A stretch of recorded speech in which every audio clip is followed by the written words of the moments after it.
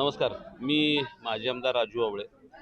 कोल्हापूर जिल्ह्यामध्ये काही प्रस्थापित जाती बोगस जातीच्या दाखल्यांचा वापर करून राजकीय लाभ घेण्याचं काम सुरू झालेलं आहे. याच्या विरोधामध्ये अनुसूचित जातीतल्या 56 जाती आता यावेळी एकवटले आहेत आणि खरं तरी काळाची गरज आहे.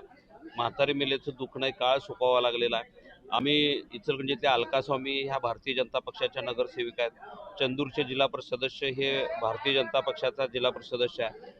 आमच्या नगराध्यक्ष गडिंग्लजचे नगराध्यक्ष तुरुबटमल जे आहेत ते राष्ट्रवादीचे नगराध्यक्ष आहेत. ही सत्ताधारी कार्यकर्ते यांनी सत्तेचा गैरवापर करून अधिकाऱ्यांना हाताला धरून बोगस एससीचे दाखले काढलेत, अनुसूचित जातीचे दाखले काढलेत आणि राजकीय लाभ घ्यायला सुरू केलेला आहे. त्यामुळे यांना कधीही मागासवर्गीयांचे त्यांच्या उभ्या आयुष्यामध्ये त्यांच्या वाडवडिलांनी सुद्धा कधी मागासवर्गीयांचे कधी चटके सोसलेले नाही. त्यांना कशाची पद्धतीची चाट कधी लागली नाही.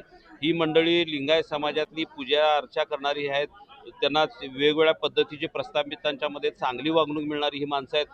ही माणसं फक्त निवडणुकीला राजकीय लाभ घेण्यासाठी बोगस दाखल्यांचा वापर करून हे या ठिकाणी शिरकाव केलेले आहेत. याच्या विरोधामध्ये कोल्हापूर जिल्ह्यातल्या छत्रपती शाहू महाराजांनी शाहू महाराजांनी समतेचा संदेश दिला, आरक्षणाची सुरुवात केली, त्या कोल्हापूर जिल्ह्यातूनच आम्ही सगळे एससीचे 56 जी काही आम्ही 59 जाती आहेत त्या सगळ्या एकत्रित येऊन उद्याच्या 9 तारखेला संघर्ष मोर्चा या ठिकाणी आम्ही काढतोय.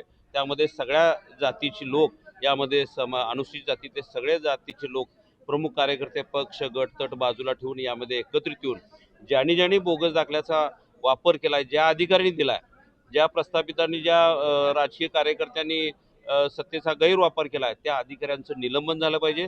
ते बोगस दाखले अवैध ठरवले पाहिजेत आणि ज्यांनी दाखला द्यायला लावला त्या सगळ्या कार्यकर्त्यांनी, नेते मंडळींना सुद्धा याचा जाब विचारला पाहिजे.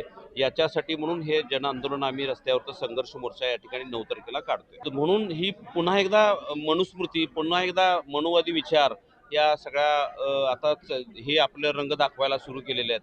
केंद्रात राज्यात जी माणसं आता RSSचा विचार घेऊन जी माणसं सत्ता भोगायला लागलेली आहेत यांच्या डोक्यातच हे आहे की पुन्हा एकदा ती मनुस्मृती, मनुवादी विचार यामध्ये रुजवलं पाहिजे, उतरंडी काळ आला पाहिजे, अशा या मंडळींच्या भावना आहेत. आणि म्हणूनच यांनी सत्तेचा वापर करून खरे तर सत्तेचा गैरवापर करून आपल्या कार्यकर्त्यांना जातीचे एससीचे बोगस दाखले देऊन त्या ठिकाणी राजकीय त्यांचा शिरकाव या ठिकाणी सुरू झालेला आहे. आणि मग ह्यामध्ये आव्हाड असतील त्यांचा सहभाग आहे, तिकडं राष्ट्रवादीच्या आदरणीय मुश्रीफ साहेबांचा सहभाग आहे.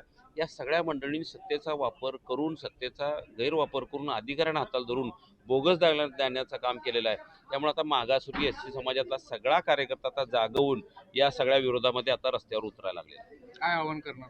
आम्ही या निमित्तानं सगळ्या एससीच्या, सगळ्या अनुसूचित जातीतल्या 56 जातीतल्या सगळ्या कार्यकर्त्यांना मी आव्हान करतो की तुम्ही सगळ्या ताकदीनं या आंदोलनामध्ये सहभागी व्हा. आपण आता गप बसलो तर ही पुन्हा एकदा आपले सगळे शैक्षणिक सवलती घेतील, राजकीय सवलत घ्यायला चालू केलेल्या शैक्षणिक सवलत घेतील आणि तुम्हाला पुन्हा एकदा गावाच्या बाहेर ही मंडळी घालवतील सत्तेचा वापर करून. त्यामुळे आपण पुन्हा एकदा आता लोकशाहीच्या माध्यमातून आपल्याला मिळालेल्या अधिकाराचा वापर करून आपण या सगळ्या सत्तेचा गैरवापर जे करून बोगस दाखले काढलेले आहेत त्यांच्या विरोधामध्ये आपण एकत्र येऊया आणि या लोकांच्या विरोधामध्ये जनआंदोलन उभा करूया.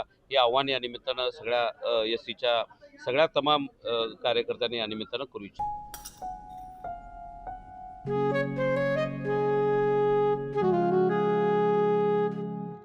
बाबा, आज येताना बासुंदी घेऊन या ना. अगं, कालच आपण आईचा वाढदिवस होता म्हणून आणली होती ना.